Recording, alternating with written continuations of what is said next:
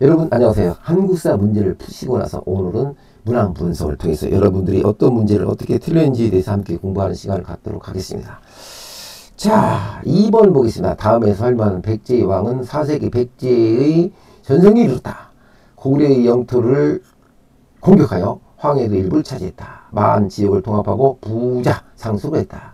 자, 우리는 삼국시대 고구려 백제 신라에서 번성기 전중기를 꼭 아셔야 된다. 이제 그때의 왕과 또 그때 시대적 배경, 그때의 정치, 문화, 사회 모든 면을 이해되겠죠. 또 뭐가 있습니까?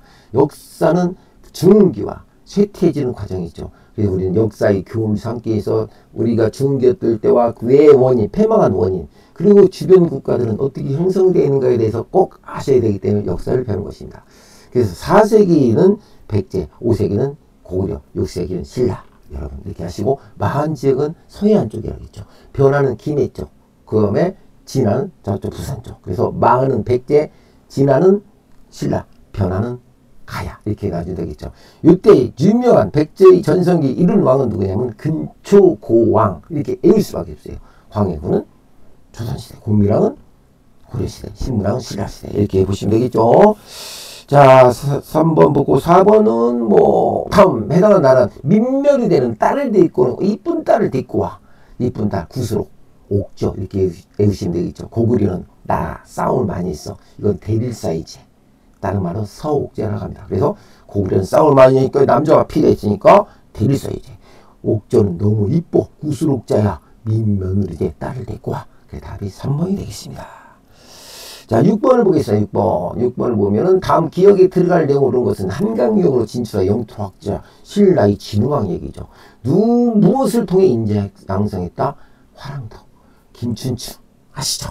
김유신, 백제, 660년에 신라는 백제를 나당연합군에서 차지하게 되죠. 그때 계백장군 황산벌싸움 유명하죠. 여기는 화랑도 정신으로 인재 양성이다. 나라를 잘 가꾸기 위해서 번성시키기 위해서 인재가 필요하죠. 그 인재 양성이 근본적인 것은 신라의 화랑도였다라고 이렇게 보시면 되겠습니다. 7번 기억에 들어갈 나라는 기억의 침입에 대한 노력, 극복 노력. 누구의 침입에 대한 것이죠? 팔만대장경 불교의 힘으로 어떻게 했을까요? 외세를 몰아내고자 하는 이런 것을 불교의 힘을 이용한 것이 팔만대장경이죠. 자, 답이 1번 몽골입니다. 몽골은 유라시아, 프랑스 저쪽까지 전부 다 나라를 차지했지만 유독 고려만은 어떻게 굴복시키지 못했습니다. 그 이유는 지정학적 이유로 고려가 어떻게 했습니까? 강화도로 천도를 하죠. 강화도로 가죠. 강화도에서는 어떻게 뻘이 있죠. 몽골 벽도는 말을 타고 다녀. 몽골 조통기 뻘을 타고 뻘을 쏘 어떻게 전쟁할 수 없죠. 이런 지정학적 요인에서 고려는 몽골 쪽 원나라한테 굴복을 하지 못한 이유 중 하나가 될 수 있었다라는 걸 참고로 말씀드리겠습니다. 자, 9번 문제를 보겠습니다. 동해는 다른 부족 간의 생활권을 침범하면 소말 또는 노비를 갖게 하는 풍습이 있었다라고 했죠. 자, 우리는 국가, 고대 국가는 고구려, 백제, 신라라고 보시면 그 기준은 왕이 세습, 아버지가 왕이면 아들도 왕. 이런 세습 관계, 침공, 다른 나라를 침범해가지고 어떻게 땅을 뺏는 침략, 전쟁. 그 다음에 뭐가 있을까요? 종교, 교육이 있어야 돼. 불교가 있어야 돼. 종교가 있어야 돼. 이런 여러 가지 조건이 갖춰졌을 때만 고대 국가라는데 동해와 옥저는 그냥 부족 국가였다라고 보시면 되죠. 그때는 서로 싸우지 않고 너희들과 약속을 하면 안 된다. 우리는 평화주의시다. 라고 했던 거. 그게 동해와 옥저. 동해는 현재 동해 쪽. 옥저는 저쪽 청진 쪽, 북한 청진 쪽에 있는데 그 제도를 책처럼 만들어서 어떻게 될까? 우리는 약속을 지키다. 라고 이렇게 의시면 좋겠죠. 답이 9번에 1번 이렇게 보시면 되겠습니다. 11번 보겠습니다. 다음 고려의 광종이 실시한 정책은 고려의 광종, 경복궁 준공, 사신관 제도 실시, 노비 안건법 실시, 전민 변전도감 실시. 답이 11번에 3번입니다. 고려 광종 때 노비를 다 풀어줘요. 신라 시대에 있었던 신라의 호족들이 가지고 있었던 노비들이 너무나 세력했지만, 그렇죠? 아직까지 관권 강화를 하지 못했어. 노비를 풀어줘가지고 나중에 과거제도를 실시하죠. 노비를 풀어주는 제도 누가 했느냐? 조미 했으니까 시험이 잘 나오죠. 고려 광종이죠. 고려 광종. 성종은 그 아들 성종은 어떻게 했느냐? 강동육주, 서희의 강동육주와 관계되는 얘기가 나오죠. 그렇죠? 자, 12번을 보도록 해요. 12번도 몇 분이 틀린 거 있었죠. 공민왕은 고려시대의 공민왕, 개혁, 북진정책. 우리가 보시죠. 쌍성총관부를 공격하여 천령 이북 땅을 대제했다. 야, 공민왕은 쌍성총관부, 원나라가 설치한 쌍성총관부를 공격해가지고 천령 이북 땅을 되찾았다라고 얘기하는 거죠. 이게 친원파가 아니었어요. 공민왕은 원나라의 공주와 결혼했지만 친원파가 아니었다라고 선고하시고 개혁정치를 했다는 것이 중요해요. 공민왕의 개혁정치. 아주 중요하죠. 그래서 여기는 답이 신도를 등용하고 전민변전도감을 설치했다라고 하는지, 전민변전도감은 뭐냐면 그 세력들이, 무인 세력들이 강제로 땅을 뺏어 농민들로부터 땅을 뺏은 것 갖다가 다시 돌려주는 거, 이런 것 갖다가 밭전자, 백성민자, 전민변전도감을 실시했다라고 보시면 되겠습니다. 12번의 답이 4번이 되겠습니다. 자, 13번을 보겠습니다. 누가 몽골이 침을 맞서 싸우다. 좀 전에 얘기했죠. 누굴까요? 고려죠. 고려만은 이 원나라, 몽골족이 세운 원나라 진입에 대응을 해가지고 했는 이유가 뭘까? 강화도, 천도. 강화도 뻘이 많았던 게 있죠. 삼별정 항쟁, 팔만대정, 불교힘. 뻘이 많은데 말이 타고 들어와요. 못하죠.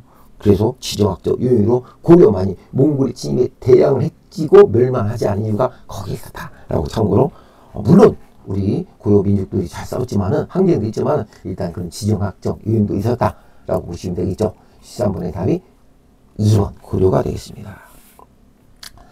자, 그 다음에 14번을 잠깐 볼까요? 14번 여기 있네요. 14번. 자, 조선 영조는 붕당 간의 대립을 완화시키고자 무엇을 실시하여 노론과 소론의 온고파를 중심으로 유한 사람들을 각 붕당의 인물로 고르게 등용했다. 조선 영조의 아들이 사라도세자의 아들이 정조였죠. 자, 이것을 우리는 서로 인물을 고르게 등용하는 거, 이것을 탕평책이라고 말씀드렸죠. 영조, 정조는 탕평책을 쓴 유일한 왕이다 라고 보시면 되겠습니다. 자, 답이 1번이 되겠습니다. 그 다음에 15번 같은 유네스코 조선왕조 시를 다시겠고, 자, 18번은 건너뛰겠습니다. 18번. 다음과 정책을 실시한 조선의 왕은, 아까 조금 말씀드렸죠. 탕평책은 영주도 했지만 정주도 했다고. 규장각, 도서관, 왕실이 도서관, 장육명 설치, 수원, 화성, 건설, 이렇게 돼 있죠. 장육명 설치는 왕이 친위부대예요. 왕을 적일 주인을 튼튼하게, 이렇게 남들, 이렇게, 호위한, 이렇게 것을 장육명이라고 합니다. 수원, 화성은 사유세자의 무덤이 있었고, 정주대왕은 거기에다가 수원, 화성은 다산 정약용 선생님이 했던 그 거중기를 통해서 화성을 건설하게 했죠. 누가 되겠습니까? 정조죠. 정조. 탕평책은 조선시대 영조 그 손자인 정조도 함께 인재를 골고루 통일한 정책이 탕평책이라고 하겠습니다. 18번에 2번이 되겠습니다. 자, 19번도 많이 틀리셨더라고. 5분인가 틀리셨는데 19번 보겠습니다. 다음 조선 세종이 업적으로 오른 것은 보기에 그리시죠. 지편전, 훈민정음, 이건 볼 것도 없죠. 광해군은 대동법이었고, 지편전은 훈민정음 찬조하는데 이걸 부르시면 안 되죠. 더 이상 설명 안 하겠습니다. 이거 외우세요. 지편전. 자, 답이 2번 기억과 리을 2번이 되겠습니다. 자, 19번 기억과 리을 지편전, 훈민정음 찬조. 자, 20번을 보겠습니다. 조선 정주의 업적으로 오는 거. 정조, 아까 말했어요. 정조, 세종대왕에 대한 기억사, 한국사 시험이 잘 나와요. 그때가 태평성대였었고, 그런 것이 잘 나와요. 그리고 또 아까 역사적으로 태평성대 아닐 때 왕들에 대한 문제 잘 나오죠. 역사를 교훈 삼아서 우리는 원고지신해야 되겠다라는 것을 하기 위해서. 그래서 역사는 옳고 그름, 역사를 통해서 새로운 것을 이해하고, 새로운 것을 받아들일 수 있는 그런 것이 바로 역사를 배우는 목적이라고 보시면 되겠습니다. 자, 20번은 저희가 설명했고, 할 차례죠. 조선 정규 업적으로 오른 것은 보기에서 고르시오. 척화비 설치. 척화는 흥선대왕을 하겠죠. 규장각 설치, 훈민정음 참제, 세임대왕. 규장각과 수원 화성걸쳐, 니은 규장각은 지편전과 같은 역할을 했던 거예요. 도서관. 왕실 도서관이라고 보시면 되겠죠. 그래서 니은과 리을이 되겠습니다. 수원 화성만 내야 되겠죠. 리을이 있으면 리을이 하나밖에 없네. 4번에. 그게 답이 4번 이렇게 봐도 4번이 될 수 있죠. 수원 화성.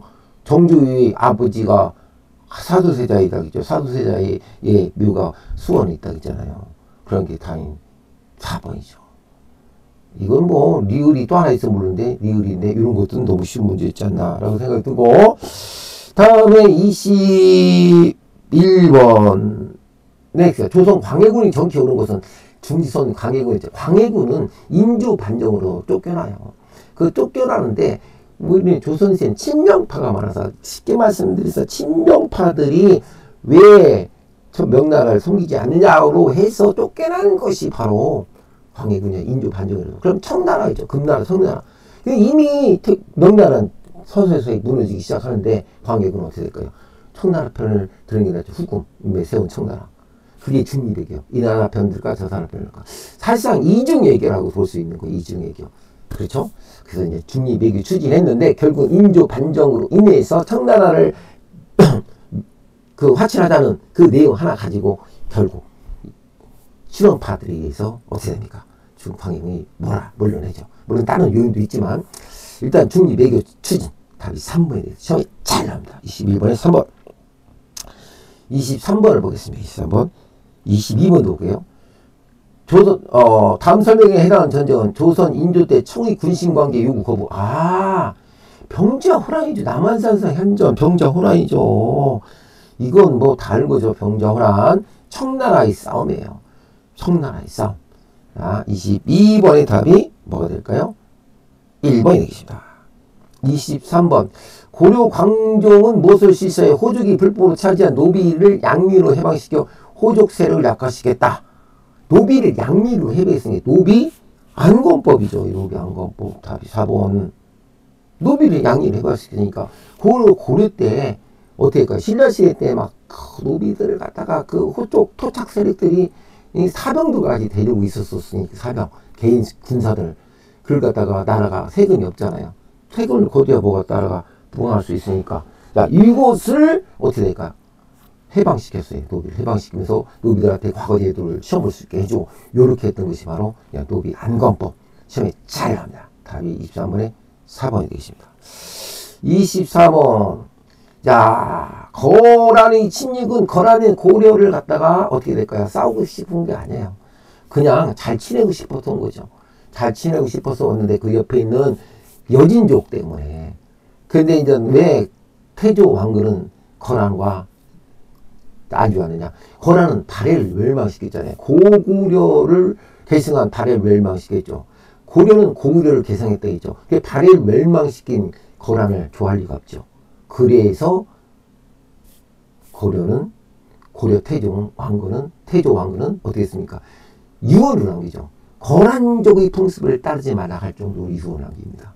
그런데 거란이 조선에 와서 진입한 것은 이렇게 여진족과의 관계를 어떻게 잘 지내지 마라. 우리가 화친하려고 왔는데 아까 말씀드린 태조 왕건서부터 시작해가지고 어떻게 했습니까?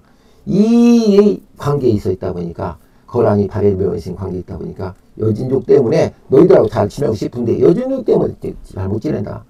그러니까 여진족이 차지하고 있는 그 문의 강동육주를 달라. 고구려는 고구려를 계승하기 때문에 서로 이렇게 외교적인 정책으로 서희 외교 간파를 얻는 것이 강동육주라고 제가 말씀드렸죠. 자, 답이 2번이 되겠습니다. 다음. 서양 오랑캐가 침입한 데 싸우지 않으면 화친을 하자는 것이고 화친을 주자는 것은 나라를 파는 것이다. 이거 척합이 흥선대원군이 이런 것을 백성들에게 알리기에 국고에다가 비속을 세운 것이 척합이죠. 정묘호란, 병인양요, 신미양요, 오페르트 도굴사건. 병인양요는 프랑스와 싸운 것이고 정미양요는 뭐 할까요? 미국. 오페르트 도굴사건은 뭡니까? 흥선대원군이 아버지 무덤을 파헤친 사건이죠. 정묘호란 후금이 조선을 침입하게 된 거죠. 그때 일어난 것이 정묘호란이죠. 그래서 답이 1번이 되겠습니다. 수고하셨습니다. 앞으로도 계속 제가 시험 문제를 풀고 나서 이렇게 문항 분석해서 여러분들이 왜 틀렸는지 그 문제를 함께 꼭 해설을 해서 틀린 문제만 집중적으로 문항 분석해서 알려드리도록 하겠습니다. 수고하셨습니다. 다음 시간에 뵙도록 하겠습니다. 안녕히 계십시오.